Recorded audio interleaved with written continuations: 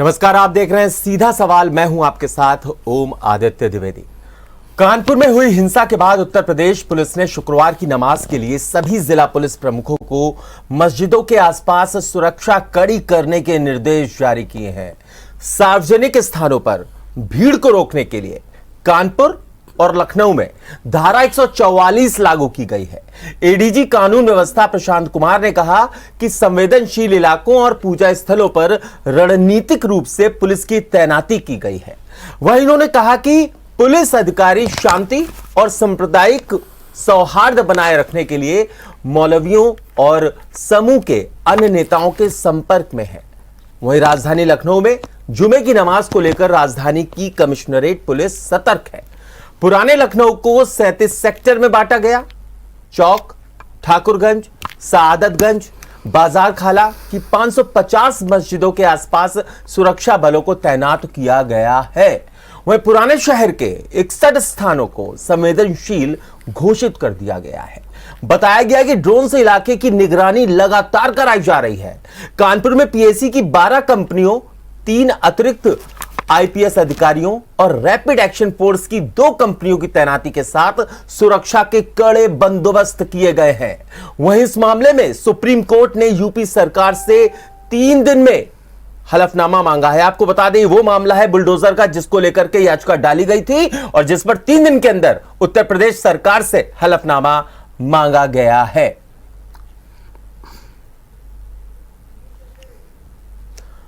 तो आपको बता दें, कल फिर जुमे का दिन है और कल फिर नमाज होनी है जुमे की, क्योंकि देखा गया है 2 बार की जुमे की नमाज के बाद 3 तारीख को जुमे की नमाज हुई, उसके बाद दूसरी जब जुमे की नमाज हुई, 2 जुमे की नमाज के दौरान हिंसा देखी गई। पहली 3 तारीख को जब हुई, तब जिस तरीके से कानपुर में हिंसा की शुरुआत हुई, उसके मास्टरमाइंड हयात को पकड़ा गया और भी कई साजिशकर्ता पकड़े गए, आरोपी पकड़े गए, बुलडोजर चला, उनके घर जमींदोज कर दिए गए।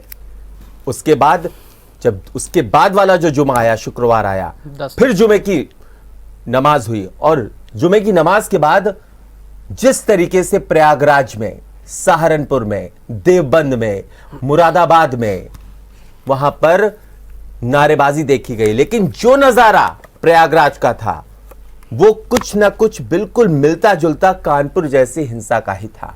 वहां भी पत्थरबाजी हुई, वहां भी बमबाजी हुई, वहां भी गोलियां चली।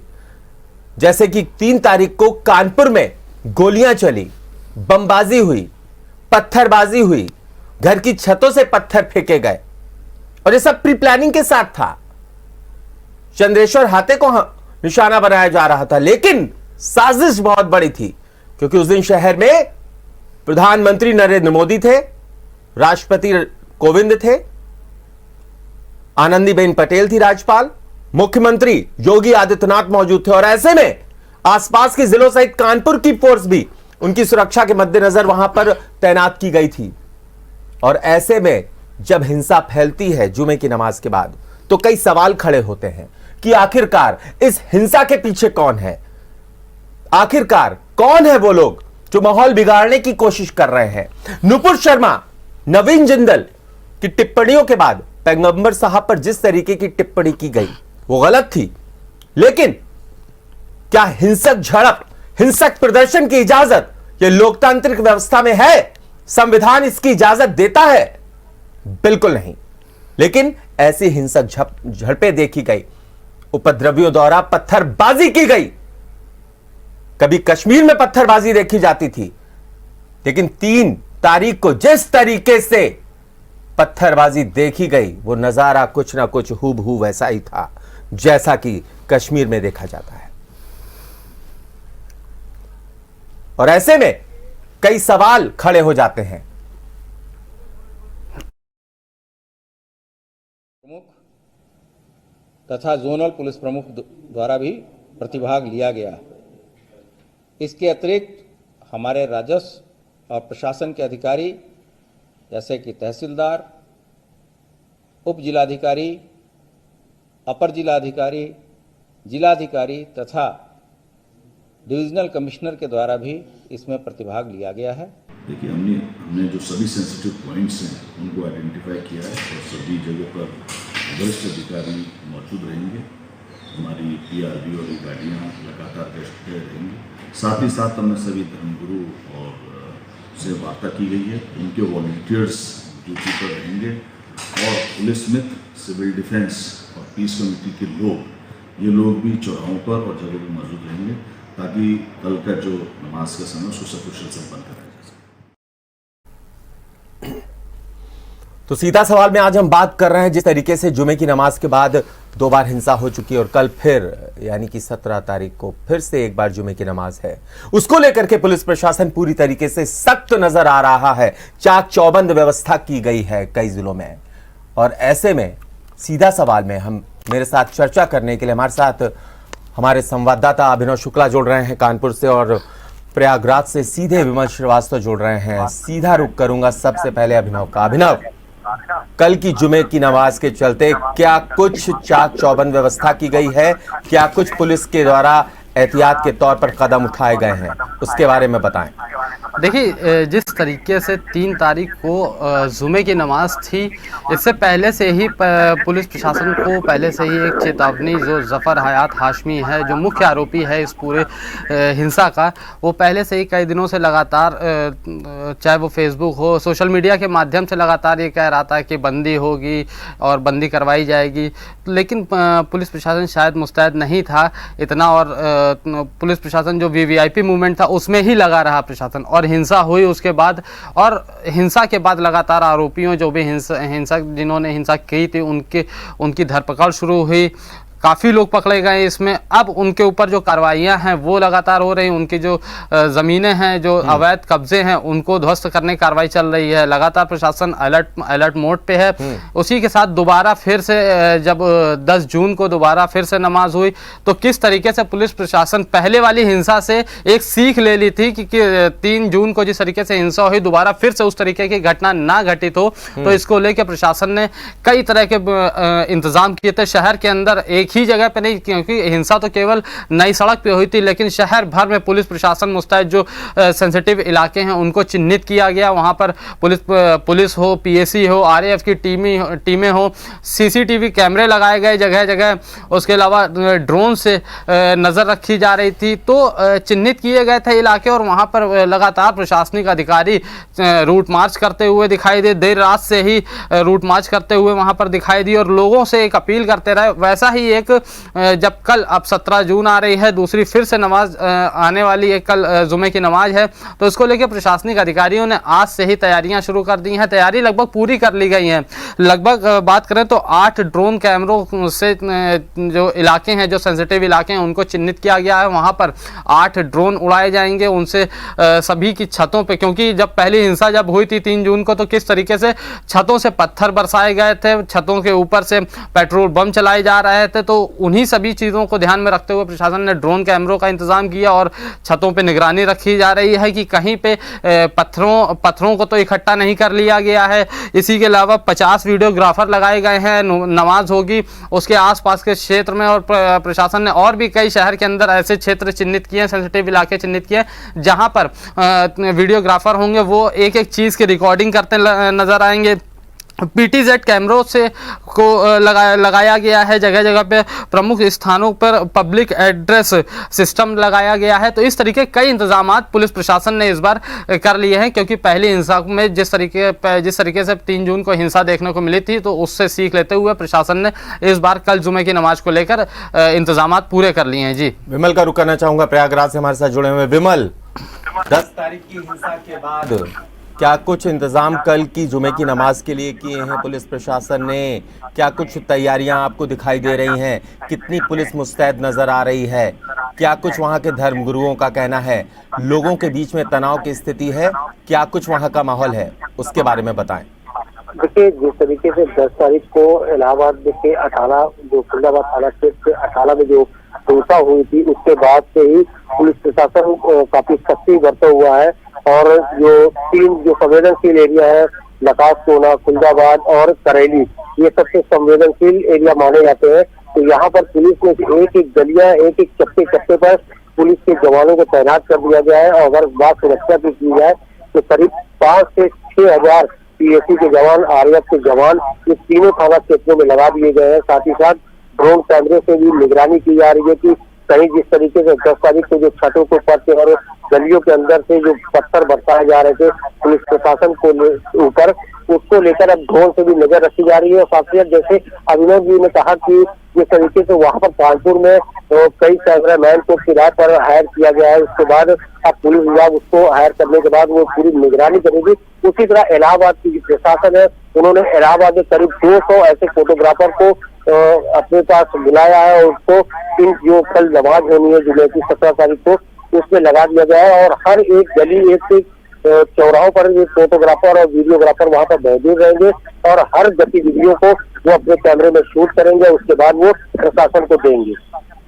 ठीक है, अभिनव आपका रुख करना चाहूँगा। अभिनव ये बताइए, जब इतनी ज़्यादा सुरक्षा होती है, हालांकि 10 तारीख को सुरक्षा के पर्याप्त इंतजाम थे, प्रशासन मुस्तैद था, किसी तरह की भी कोई घटना नहीं हुई, लेकिन जब सुरक्षा का जिक्र होता है, जब पहले से मालूम होता है कि इस दिन यानी कि 3 जून का मैं जिक्र कर रहा हूँ, जब घटना हुई थी, पुलिस प्रशासन को मालूम था इस दिन प्रदर्शन होना है, बंदी का जिक्र किया गया था, और ऐसे में जब यतीम खाना चौराहे के पास से जब मस्जिद के पास लोग इकट्ठा होना शुरू होते हैं, एलआईयू की कहीं ना कहीं नाकामी आप देखते हैं, खुफिया तंत्र फेल्योर आपको नजर आता है कि नहीं आता है?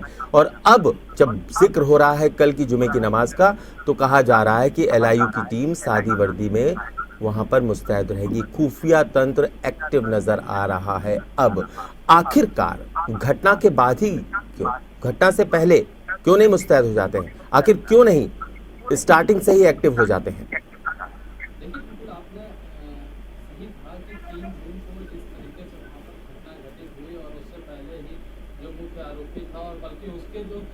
वाले थे और वो सभी लोग अपने अपनी फेसबुक को चाहे सोशल मीडिया के माध्यम से लगातार प्रशासन को चेतावनी, एक तरीके से 1 हफ्ते पहले से ही प्रशासन को चेतावनी दे रहे थे कि हम उस दिन बंदी करवाएंगे, हम उस दिन बंदी करवाएंगे, हम उस दिन ये सभी चीज़ें, मतलब कि एक प्लान था इनका कि किस तरीके से सभी चीज़ें होनी है। उसके बाद भी एलआईयू जो खुफिया तंत्र है, जब हर क्षेत्र में होता है, एलआईयू पूरी तरह से इंटेलिजेंस जो रही पूरी तरह से फेलियर रहा। और वो भी उस वक्त फेलियर ये दिखाई दिया जब शहर के अंदर 4 बड़े क्या कहा जाए, राष्ट्रपति रामनाथ कोविंद मौजूद थे, प्रधानमंत्री नरेंद्र मोदी थे, उसी वक्त राज्यपाल थी, मुख्यमंत्री योगी आदित्यनाथ भी खुद वहाँ मौजूद थे। उसके बावजूद एलआईयू की ये सबसे बड़ी नाकामी निकलकर उसके बाद से सामने आई थी। एलआईयू को ये पहले से ही देखना चाहिए था, आखिर क्यों नहीं एलआईयू ने इन जो पोस्ट जो करी जा रही थी उन पे क्यों नहीं ध्यान दिया, ये एक बड़ी सोचने वाली बात थी।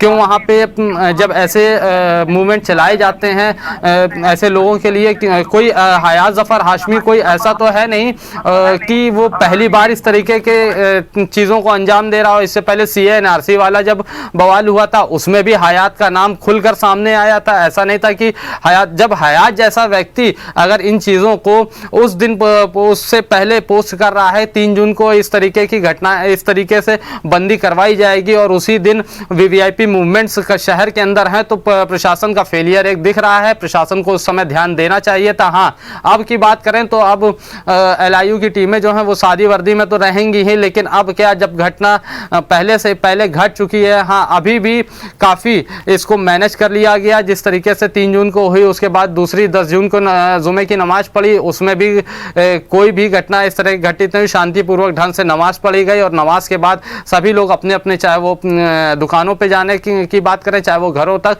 सभी लोग अपने आराम से गए थे। उसके बाद अब कल है, कल भी प्रशासन ने पूरी तैयारियां करी हुई हैं। आरएएफ की टीमें हैं, पीएसी की टीमें, इसके अलावा जो ड्रोन कैमरों से नज़र रखी जा रही, तो लगातार जो प्रशासनिक अधिकारी हैं, अभी की बात कर लें तो अभी भी उस नई सड़क या उसके आसपास के क्षेत्र में लगातार जो पुलिस प्रशासन, जो उच्च अधिकारी हैं, चाहे वो डीएम हो, लगातार उन क्षेत्रों में पतली पतली गलियां होती, वहाँ पर लगातार घूम घूम के रूट मार्च कर रहे हैं, जिससे कल किसी तरीके की इस तरीके की घटना ना सामने आए। जी ठीक है, हमारे साथ विमल है प्रयागराज से। विमल, जब 3 तारीख को घटना एक घट चुकी थी कानपुर में, 10 तारीख को इतनी बड़ी चूक कैसे होगी प्रशासन की? देखिए 10 तारीख की जो 30 तारीख को जो कानपुर में हिंसा हुआ उसके बाद पहले से ही यहाँ पर जो लोकल इंटेलिजेंस ब्यूरो LIU है उसको इनपुट मिल चुका था कि 10 तारीख को जुमे की नमाज के बाद कहीं हिंसा हो सकती है प्रयागराज में। तो हालांकि अधिकारियों को नॉलेज था कि ये घटना हो सकती है, उसके बावजूद भी अधिकारी निकम्मापन करते हुए वो वहां पर जो संवेदनशील एरिया था वहां पर ज्यादा फोर्सेस नहीं तैनात किया। उसके बाद एक छोटी टुकड़ी PSC की बैठा दी थी। उसके बाद जब उनको पता चला कि ये करीब 2 से 2,500 नमाजी अटाला क्षेत्र में जाते हैं नमाज अदा करने के बाद वहां पर पत्थरबाजी शुरू कर देते हैं। हालांकि पुलिस प्रशासन उनको बात को समझाने की प्रयास करता है, लेकिन उसके बावजूद भी जो उपद्रवी लड़के होते हैं वो गलियों से पत्थरबाजी शुरू कर देते हैं, जिसमें जब कुछ पुलिस वाले घायल होते हैं उसके बाद वो अपने अधिकारियों को सूचना देते हैं कि अटाला चौराहे पर करीब 2 से 2,500 जो उपद्रवी है वो पत्थरबाजी कर रहे हैं। तो उसके बाद जाकर यहाँ के SSP और IG और ADG तीनों लोग मौके पर पहुंचते हैं और भारी संख्या में फोर्सेस वहाँ पर तैनात की जाती है। इसके बाद फिर मामला करीब 2-3 घंटे पत्थरबाजी होने के बाद वहाँ मामला शांत होता है। हालांकि अभी तक जो लोग गिरफ्तार किए गए कुल टोटल 92 लोग गिरफ्तार किए गए हैं और जो मुख्य मास्टरमाइंड था जावेद अहमद जावेद को इसकी गिरफ्तारी करने के बाद इसके मकान का तस्दीकरण भी करा दिया गया है। वहां पे और क्या कुछ कार्रवाई देखी गई है? लोगों के अंदर अब कानून का डर है, कानून का इकबाल है कि नहीं? वहां पर क्या कुछ स्थितियां, आपने लोगों से बात की होगी कल की जुमे की नमाज के चलते, वहां के धर्म गुरुओं का लोगों से क्या कुछ आह्वान है, लोगों से क्या कुछ कहा है उन्होंने, क्या कुछ निकल करके आ रहा है?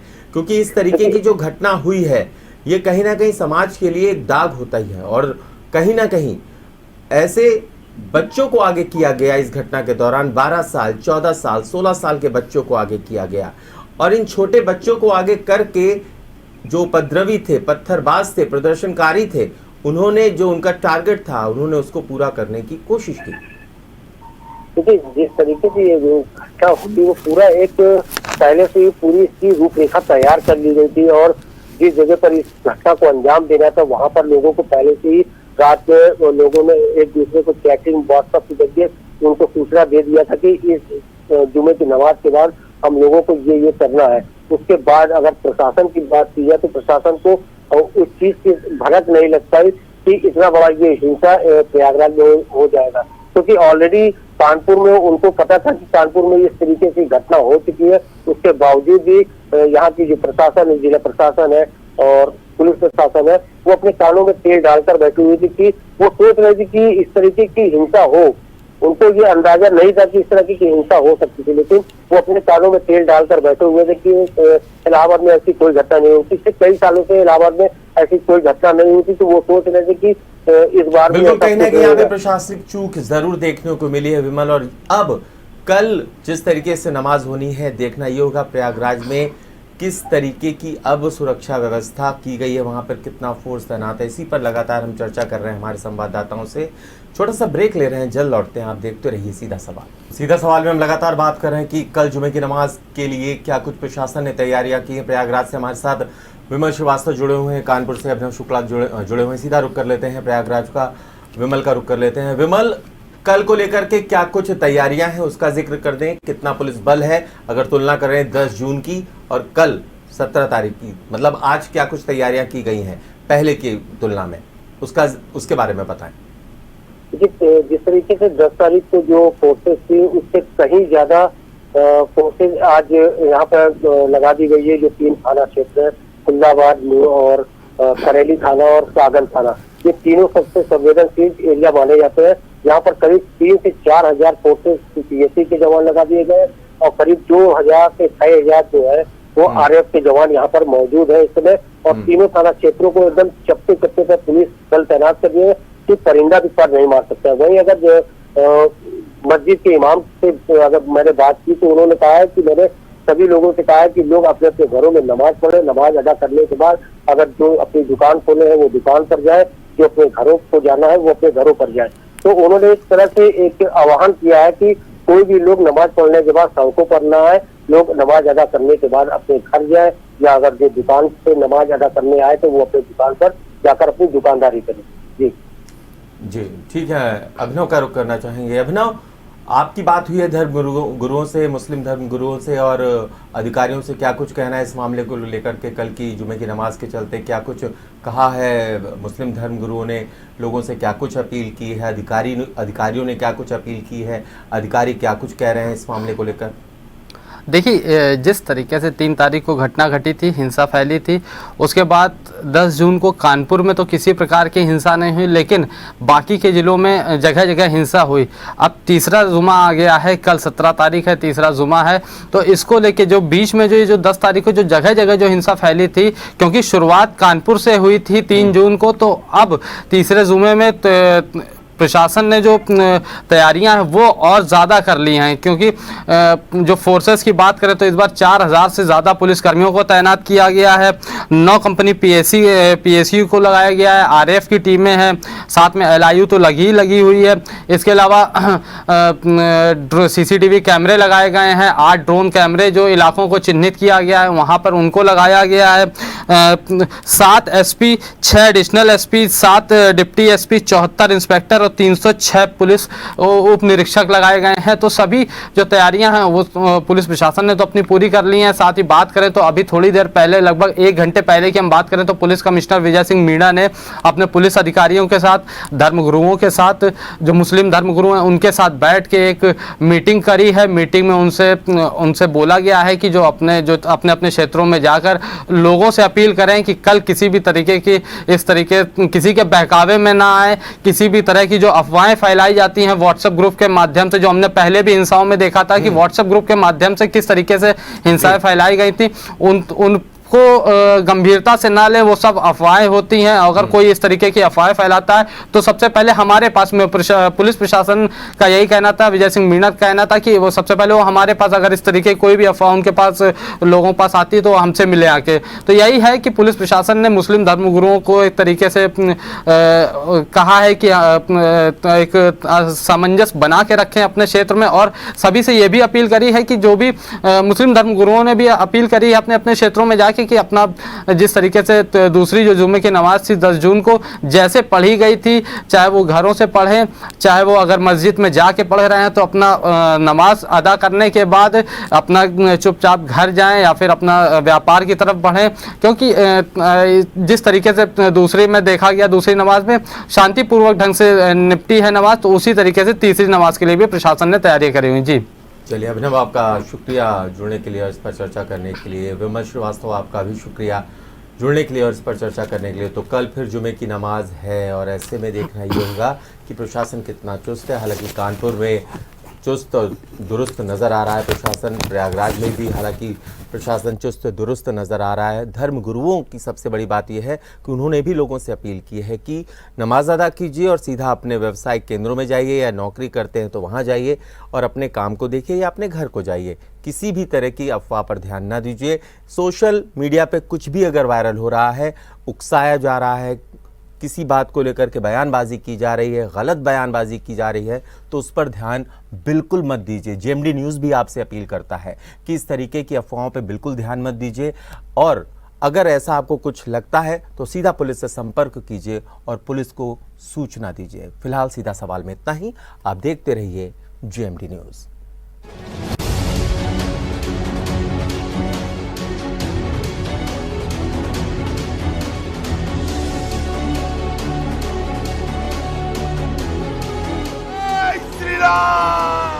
मैं कहती हूँ महिलाओं को सशक्त बनाओ, महिलाओं को खड़ा करो।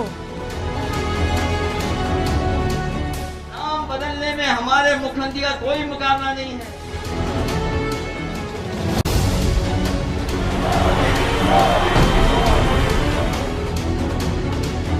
आपकी सेवा करने में हम पिछले 5 साल से भी ज्यादा मेहनत करेंगे।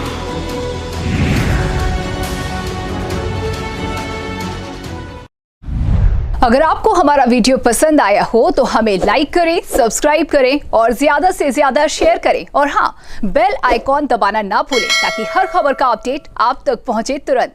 आप हमें इंस्टा, ट्विटर और फेसबुक पर भी फॉलो कर सकते हैं। हमारी आईडी है @JMD News Flash।